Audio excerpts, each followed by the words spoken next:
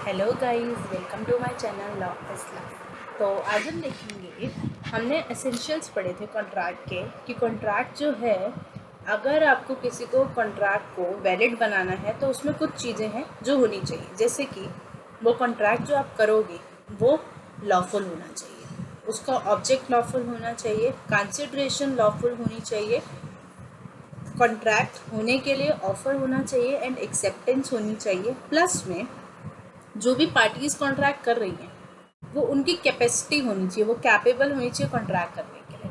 अब इसका मतलब था कि जो पार्टी कॉन्ट्रैक्ट करेंगी वो माइनर नहीं होनी चाहिए, मेजर होनी चाहिए, साउंड माइंड का होना चाहिए, अनसाउंड माइंड नहीं होना चाहिए। ठीक है, तो यानी कि वहाँ से हमें ये पता चला कि कॉन्ट्रैक्ट जो होगा वो मेजर पर्सन के साथ हो सकता है, यानी कि अबव द एज ऑफ 18। ठीक है, अब इस केस लो में क्या हुआ, यहाँ पे हुआ कि रमेश, जिसकी 16 साल एज थी, इंजीनियरिंग कॉलेज का स्टूडेंट था। उसने क्या किया, उसने 1 लाख का लोन लिया सुरेश से। रमेश ने लोन लिया सुरेश से 1 लाख रुपए का, किस लिए? अपने कॉलेज की फीस भरने के लिए। एंड एग्री टू पे, और उसने उसको बोला कि मैं तेरे से आज लोन ले रहा हूँ और 1 साल बाद वापस कर दूँगा। ठीक है, हुआ क्या, रमेश के पास, जिसने लोन लिया था, जो स्टूडेंट था, उसके पास 10 लाख की एसेट्स थी। ठीक है, अब जब उसने बोला कि मैं 1 साल बाद आपको लोन वापस कर दूंगा, उस दिन क्या हुआ, रमेश ने बोला कि अब मैं तेरे को पैसे वापस नहीं कर।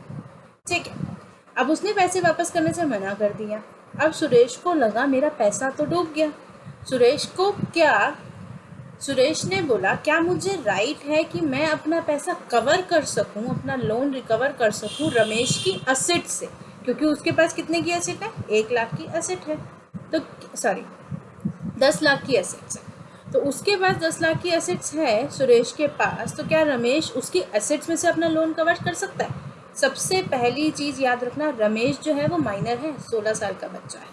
ठीक है, तो केस लो के साथ बताओ, क्या सुरेश सक्सीड होगा अगर वो अपने लोन को कवर करने के लिए रमेश पे केस करता है तो, या फिर उस पर कोई पिटिशन फाइल करता है तो? आंसर इसका 2 तरीके में है, 2 सेक्शंस में इसकी बात की गई है। पहला है सेक्शन 11। सेक्शन 11 कहता है a person who is the age of majority to the law to which he is subject to competent to contract. आप उसके साथ कॉन्ट्रैक्ट कर सकते हो जो मेजर है। ठीक है, a person who has completed the age of 18 years is a major and otherwise he will be treated as minor. यानी कि सबसे पहली चीज़ सेक्शन 11 ने बोली कि आप उस पर्सन के साथ कॉन्ट्रैक्ट कर सकते हो जो कॉम्पिटेंट है, यानी कि मेजर होना चाहिए। सबसे पहली चीज़ यहाँ पे नहीं हुई, क्योंकि यहाँ पे जो कॉन्ट्रैक्ट हुआ वो रमेश के साथ हुआ और रमेश 16 साल का है। लेकिन thus Ramesh, who is a minor, is incompetent to contract and any agreement with him is void। कोई भी अग्रीमेंट आप उसके साथ करोगे वो void होगा। केस लो हुआ था मोहरी बीबी वर्सेस धर्मोदास गोसे, ये केस लो भी हुआ था। केस लो क्या हुआ था कि माइनर के साथ अगर आप कॉन्ट्रैक्ट करते हो तो माइनर पार्टी जो है ना, माइनर, वो इनकम्पिटेंट है, तो अगर आप कोई भी अग्रीमेंट माइनर के साथ करते हो वो वॉइड होता है। ये तो यहाँ तक की कहानी थी सेक्शन 11 और केस लो के हिसाब से। बट सेक्शन 68 में भी डिस्कस किया गया माइनर से रिलेट में कुछ। सेक्शन 68 बात करता है prescribes the liability of a minor for the supply of things which are necessaries of life to him. Section 68 बोलता है liabilities of a minor for supply of the things which are necessaries of life to him. यानी कि section 68 बात कर रहा है minor की liabilities के बारे में। कहाँ पर? अगर उसको ऐसी कोई चीज़ें सप्लाई हो रही हैं जो उसकी नेसेसरीज़ हैं, जो उसकी लाइफ के लिए नेसेसरीज़ हैं, तो वहाँ पे माइनर की लायबिलिटी रहेगी, वहाँ पे आप माइनर को बचा नहीं सकते। It says that though minor is not personally liable to pay the price of necessaries supplied to him or money lent for the purpose, the supplier or lender will be entitled to claim the money or price of the goods or services which are necessaries suited to his condition of a life provided that minor has a property।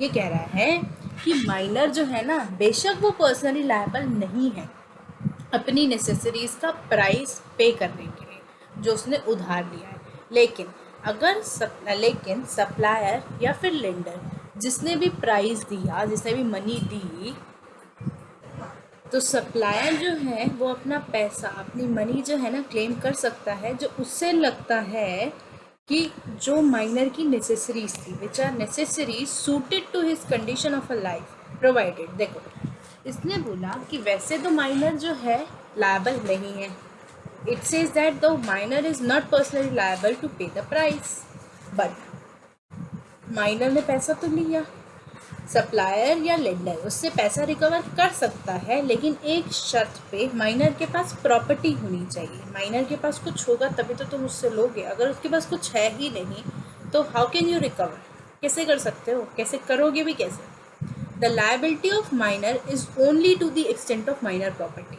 मान लो उसने तुमसे loan लिया होता 12 लाख, ठीक है, उसके पास जो प्रॉपर्टी है वो 10 लाख की है, ठीक है, तो माइनर जो है ना सिर्फ अपनी प्रॉपर्टी के अमाउंट तक लायबल रहेगा। अब माइनर है, वो कमाता तो नहीं है ना, छोटी एज का है, 18 साल से कम है, तो उसके पास प्रॉपर्टी है, तुम उसकी प्रॉपर्टी से रिकवर कर लो, बट ये थोड़ी कहोगे कि प्रॉपर्टी के बाद तू 2 लाख मुझे और दे, तो वो तुम्हारे को और कहीं से तो ला के देगा नहीं।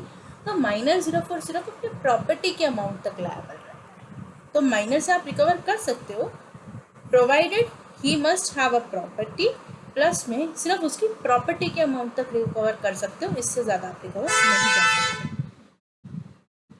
This type of contract is called quasi-contract. Thus, according to the above provision, Suresh will be entitled to recover the amount of loan given to Ramesh for payment of college fees from the property of the minor. तो इस केसों में, इस केसों से और इस पूरे केस से ये समझ में आया, सबसे पहली चीज़, अगर कोई भी कॉन्ट्रैक्ट किसी माइनर के साथ हुआ है तो आप 2 सेक्शन देखते हो, सेक्शन 11, सेक्शन 68। 11 कहता है कि आप माइनर के साथ कॉन्ट्रैक्ट करोगे, क्योंकि माइनर इनकम्पिटेंट टू कॉन्ट्रैक्ट है, तो कॉन्ट्रैक्ट करते ही कॉन्ट्रैक्ट वॉइड हो जाएगा। लेकिन सेक्शन 68 कहता है कि माइनर को बिल्कुल बचा नहीं सकते, माइनर को कुछ चीज़ों के लिए हम लोग लायबल रखेंगे। सेक्शन 68 कहता है liabilities of a minor for the supply of things which are the necessaries of life to him. तो यहाँ पे हमने माइनर को लायबल बनाया। लायबल कितना? सिर्फ जितना जितना उसके पास प्रॉपर्टी है, उसकी प्रॉपर्टी की वैल्यू के एक्सटेंट तक वो लायबल रहेगा, उससे अबव वो लायबल नहीं रहेगा। तो इस केस में उसने अपनी नेसेसरी के लिए, अपनी कॉलेज की फ़ीस के लिए लोन लिया था, तो वो उसकी लाइफ की नेसेसिटी थी, तो इसलिए सुरेश जो है सक्सीड हो जाएगा, उसको उसके लोन का अमाउंट वापस मिल जाएगा, क्योंकि माइनर के पास प्रॉपर्टी है। अगर इसी केस में माइनर के पास प्रॉपर्टी नहीं होती तो सुरेश के पास कोई अपना वे नहीं था। तो बात समझ में आई, माइनर की प्रॉपर्टी के अमाउंट तक वो लायबल है। तो उम्मीद करती हूँ आपको आज की वीडियो समझ में आई होगी। अगर कंटेंट अच्छा लग रहा है तो प्लीज़ लाइक करें, अपने फ्रेंड्स के साथ, अपने कॉलीग्स के साथ शेयर करें और मेरे चैनल को सब्सक्राइब करें। मिलते हैं नेक्स्ट टॉपिक के साथ नेक्स्ट वीडियो में, तब तक के लिए बाय बाय, टेक केयर।